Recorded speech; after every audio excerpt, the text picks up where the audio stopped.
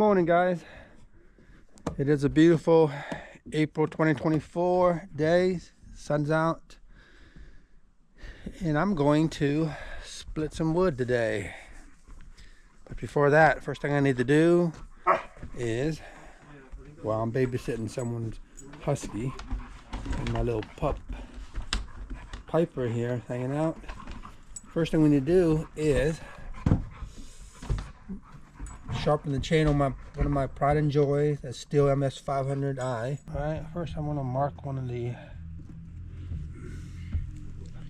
teeth so I know where I'm starting. And I've got this all-in-one chain sharpener. Here we go. I normally do, if it's real dull, I'll do about 5 passes. Okay, so we're at the job site here at one of my buddy's neighbor's house. He took down this big oak tree a couple of years ago. He took half of it down. I took the other half, and he finally took the main trunk down. And this is how big the trunk is. So I am saying this thing is probably 3 feet wide. The widest part is probably this ring right here. I mean, I could sit, put my leg right here. I mean, my leg's not long enough to reach to the other side of this. So the question is, how do you process firewood from these big ass rounds, right? Well, normally when they're this big, I have to cut them with the chainsaw into quarters. Enough, so it's light enough for me to move around and split. So the wood splitter I've got is a Champion 27 ton, which is a bit bigger than the average 22 ton. It's a 27 ton. It's got more power, but it does use more gas, which obviously I don't like having to use so much gas. But it allows you to split horizontally or vertically, and so whenever you get a round or a piece of wood that's heavy, that's too heavy to pick up, then you just lift it up, have it stand on the ground, and roll it here. So I'm gonna try to roll these here. Some of these bigger ones, I'm gonna have to chop them up with a chainsaw first into quarters, into pies, quarter pie shape, and then split them. So let's take a look at the tool of the trade. Usually I use I actually started out with the Craftsman $200 chainsaw that lasted me less than a season. But you know, when you're going hardcore chopping up firewood like that, you need a sort of professional saw. So I started investing money into steel saws. The Steel 261C is the 261C. Yep, that's the pro level, entry level saw, and I use that mainly to cut up branches and secondary trunks. That's, you know, a foot and a half wide. But when I start cutting these bigger rounds, I either use the steel MS400, and I've got a 20-inch bar on this one, or I use my Pride and Joy, the MS500i, which is the first and the only, I think, fuel injected chainsaw, and that's got a 24-inch bar.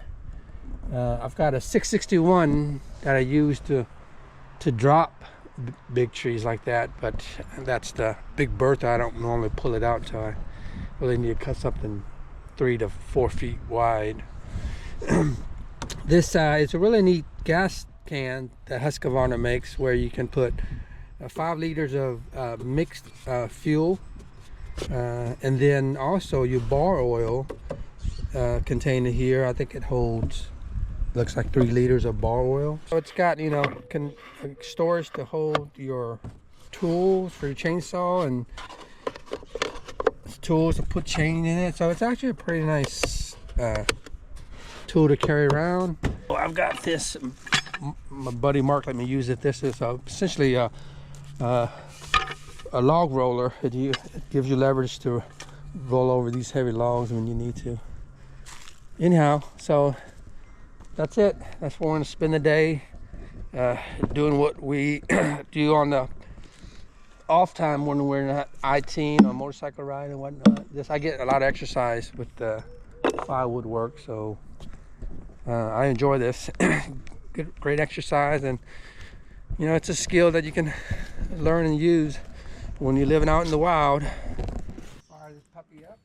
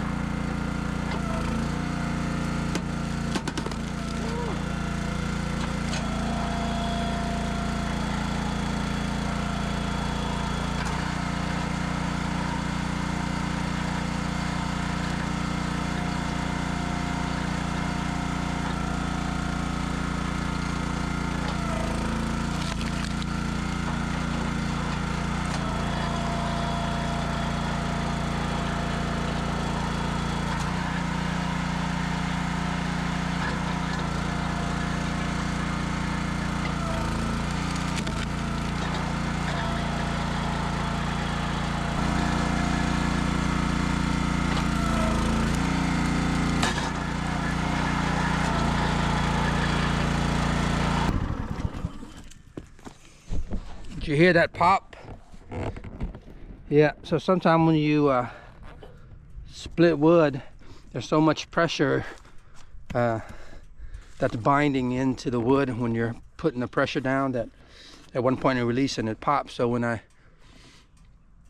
it's really dry, or when it's it's got a big knob in it where it's hard to split, then it's got a tendency to build up that pressure and pop. So I keep my hand hovered over. I don't actually touch the wood. I just kind of hover over it, because if it pops, it won't. I've got hit a couple of times on it. It can be painful. Anyhow, the other thing too is I try to have this on the hide side and maybe shimmy some wood here. So when I put the rounds down, I want to kind of angle it toward it so that it'll get the more area the blade has, the likely it'll split in half easier. So I kind of have it angled toward the splitter to make it easier to split. I need to cut some knobs off of these rounds to make it easier to roll, because it's not perfectly circular with them knobs sticking out. All right, so I haven't started this chainsaw today, so press the decompression so it'll be easier to pull. Press the trigger and put it down in choke mode. I guess you can call it choke mode or start mode. Oh, you know what? I forgot my muffler.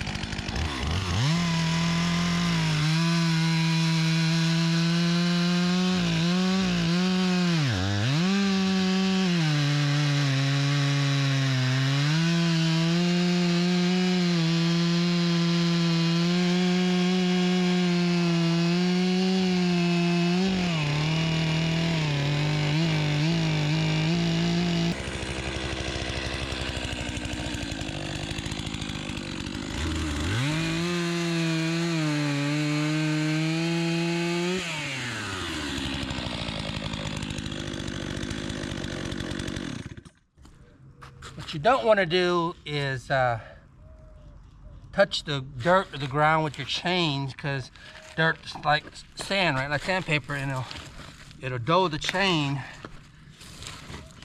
You don't want to do that. Let me see if I could use a wedge and knock it off.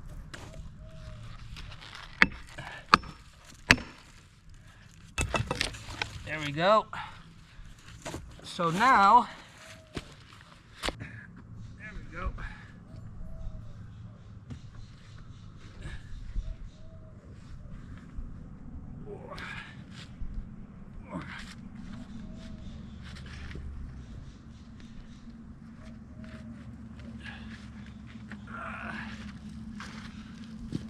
So this is only maybe a 1.5 feet.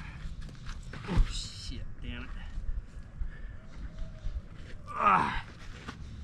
Wasting my energy letting it drop flat, and you have to pick it up again. Okay, so I gotta angle it and roll it over. I try to get it as flat as I can on the back end here. So I gotta angle it, let it drop just right. Like that. Bam.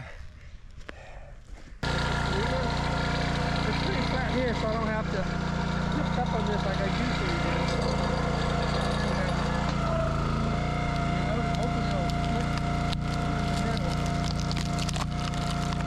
Get a third or a half split, it's easy to move the stuff around. Not quite, but enough. Well, this woodwork wears you out, makes you hungry. Okay, so I'm done all the small rounds now. I want to attack the big round. I'll probably use a chainsaw, cut these in quarters. But just for grins, let's see if I can roll this bitch over and try to split one of these big mumbo jumbo here. I don't think I can even move it. Let me see if I can even push it around. It might not even budge. Oh, yeah, I can move it. Damn, I'm strong. Get my fingers jammed in there. I can move it. Roll it anyway. I don't know if I can flip it over. You know, whenever you're doing this, you don't want to be on the side that drop and crush your leg. Don't want that to happen. One thing I do want to do is put something here at the bottom so it doesn't completely fall flat on this side where I can't pick it up, you know, if I have to adjust it.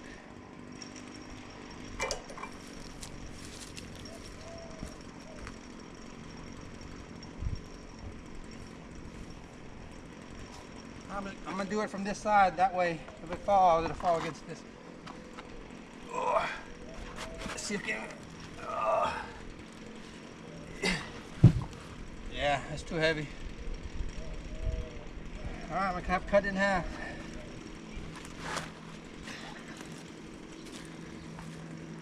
It was a nice try, but it's too fat. It's too fat, mama.